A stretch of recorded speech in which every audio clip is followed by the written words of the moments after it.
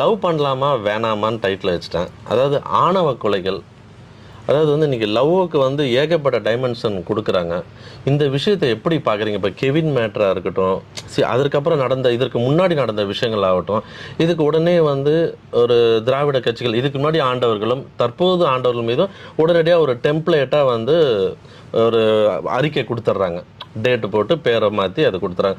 So இதெல்லாம் ஒரு பக்கம் இருக்க, பெற்றோர்களோட கடமை, லவ் பண்ணுறவங்களோட விஷயங்கள், அதை எப்படி பார்க்குறீங்க? ஏன்னா அதெல்லாம் கடன் தான் வந்திருப்பீங்க. மனிதன் தோன்றின காலத்துல இருந்து காதல் அப்படிங்கிறது இருக்கு. அது ஒரு இமோஷன் இல்லையா?